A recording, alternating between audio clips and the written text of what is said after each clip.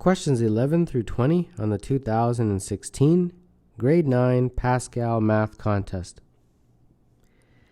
An oblong number is the number of dots in a rectangular grid with one more row than column. The first four oblong numbers are 2, 6, 12, and 20 and are represented below.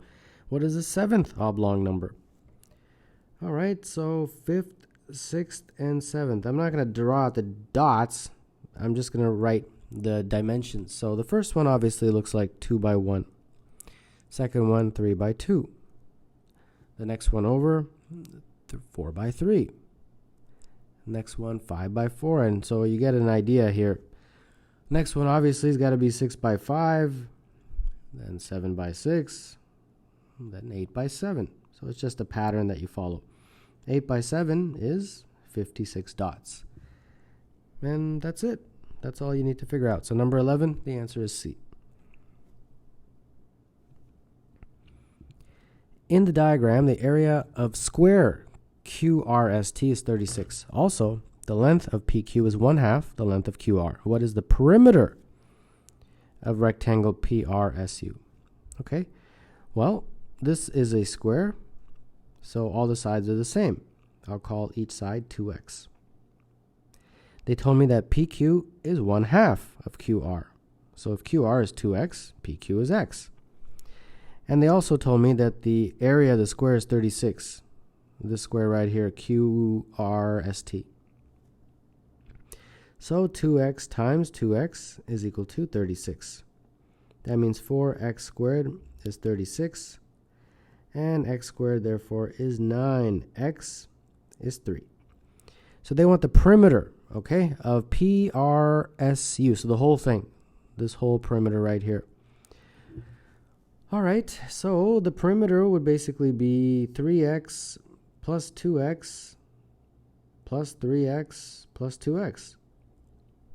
And that is 10x. And since x is 3, that's going to be 10 times 3.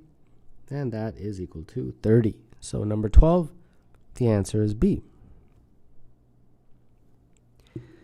Multiplying x by 10 gives the same result as adding 20 to x, the value of x is.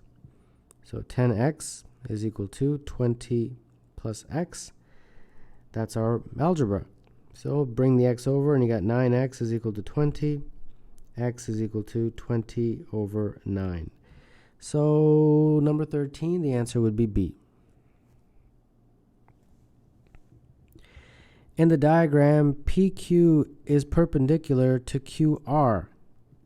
QR is perpendicular to RS, and RS is perpendicular to ST. If PQ is 4, QR is 8, RS is 8, ST is 3, then the distance from P to T is... Okay, so we're going to have to draw sort of a diagram that creates a Pythagorean relationship for us like this. And then let's label what we can. From here to here is 8. They told me that. And from here to here is 3. So that means from here to here is 5. And then from here to here is 4. And this distance is 8. Since that's 8. So that means this whole distance is 12. So PT, therefore, squared would be 5 squared plus 12 squared. And that's 25 plus 144, 169. And therefore, PT is the square root of 169, which is 13. Number 14, therefore, is E. When two positive integers P and Q are multiplied together, their product is 75. The sum of all the possible values of P is. All right, P times Q is 75. So what are the possibilities, I guess, is what they're saying. Well, you make a little table. I guess all just the prime factors. 75 is equal to, what is it, 3 times 5 squared? So there's going to be, what, 1 plus 1 times 2 plus 1, which is 2 times 3, 6 prime factors. So let's see if I can label them. 1, 3, 5, 15, 25, and 75. I believe those are the prime. Well, not necessarily prime, but those are just the factors. Yeah, that's it. And then Q will, of course, it doesn't really matter what Q is, but it'll be some value. So these are my values of P, and they want me to add them up, the sum of all possible values of P. Okay, so I have to add up these 6 numbers, and when I do, that sum is 124. Okay, so number 15, the answer is E.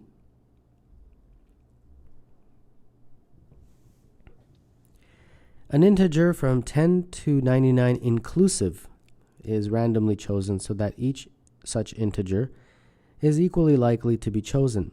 The probability that at least one digit of the chosen integer is a 6 is... Well, let's list all the integers that are in this range inclusive that have a 6 in them. 16, 26, 36, 46, 56, all of the 60s, 60, 61, so on. Then 76, 86, and 96, and that's it. We've gone through the entire range. Now we got to add up all these. These guys, there's 10 of them. 11, 12, 13, 14, 15, 16, 17, 18. 18 of them. So there's 18 numbers that have at least one 6. Now, how many is the total? 10 to 99 inclusive, so 99 minus 9. So 90 is the total. And that's the probability. And of course, they're going to lower this to lowest terms. 1 over 5?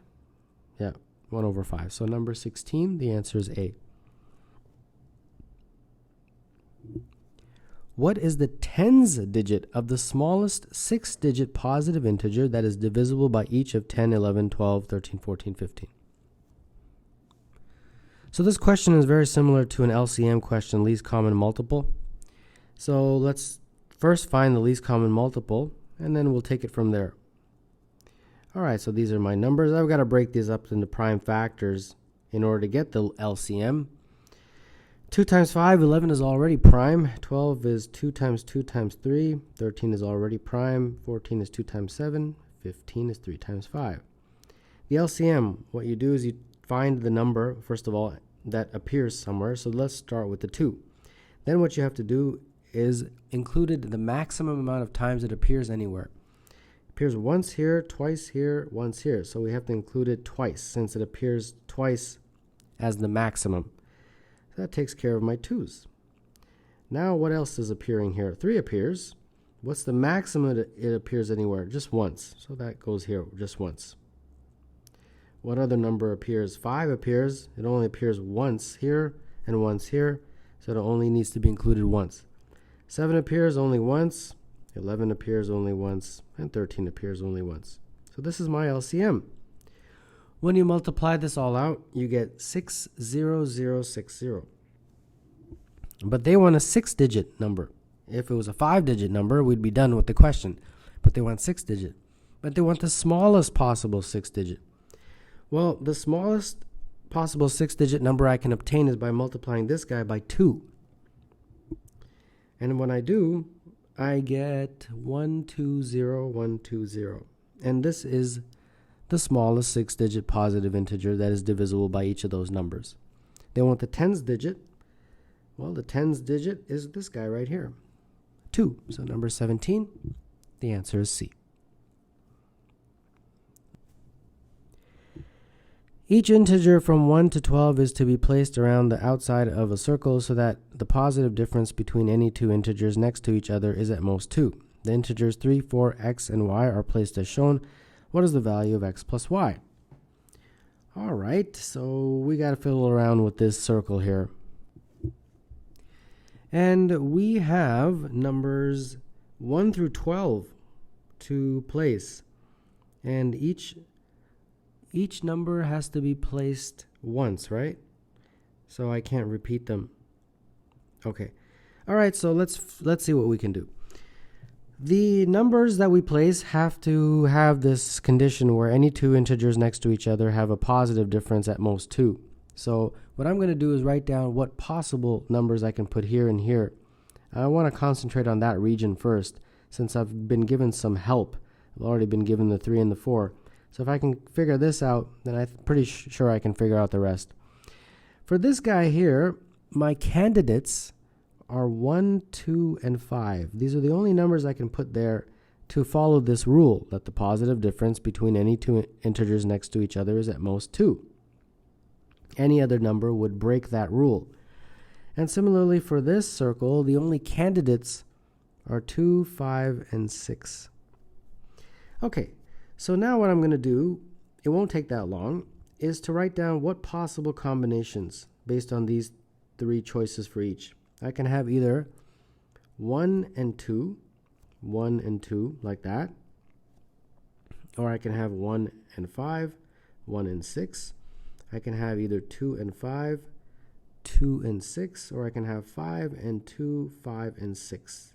Remember, the numbers have to be different. That's why I didn't include 2 and 2, 5 and 5. Now, which one of these work, first of all? This one is fine. This one doesn't work. It breaks the rule because the positive difference is 4, and that's greater than 2. So that one's no good. This one's no good. This one is no good. That one's also no good. This one's no good. This one is good. So either I can put 1 and 2, or I can put 5 and 6. Well, a little bit of a bummer. I wish they had done it in a way that it's concrete. But that's okay. Let me try 1 and 2. And if that doesn't work out for me, I'll come back and I'll try 5 and 6. That's what trial and error is all about. Okay, so far I'm doing pretty decent, I think. Well, they gave me the 3 and the 4, and I've used up the 1 and 2. Okay, so now let's start figuring out what else. What can go here?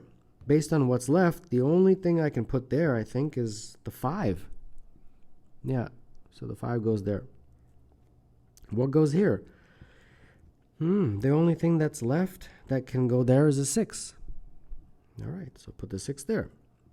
And then let's go here. The only thing I can put there is a 7, based on what was left. And then here, the only thing that could go there is an 8 to match the rules. Here, 9. Here, 10. And then here, 11. And then finally, the y is going to be a 12. And this all matches, so it's perfect. I don't need to worry about going back and doing this one. So they wanted x plus y. X is 8, y is 12. X plus y is 20. Number 18, the answer is D.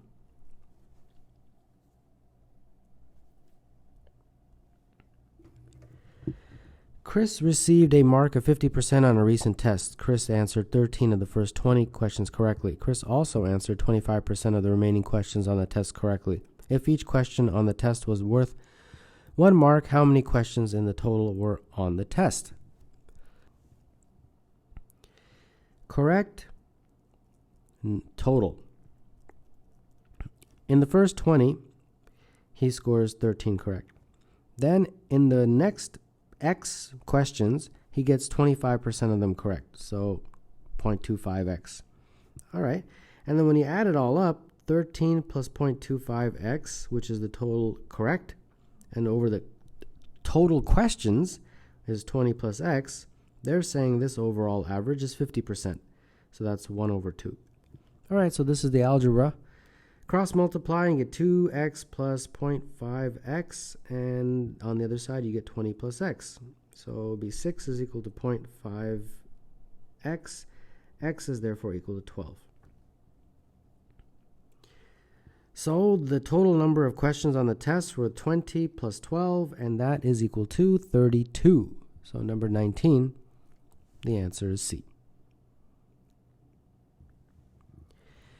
In the diagram, points Q and R lie on PS, and QWR is 38. Angle TQP is equal to TQW is equal to X. And angle VRS is equal to VRW is equal to Y. U is the point of intersection of TQ extended and VR extended. Then the measure of QUR is. So here's QUR, this angle, I'll call it theta. All right, let's proceed.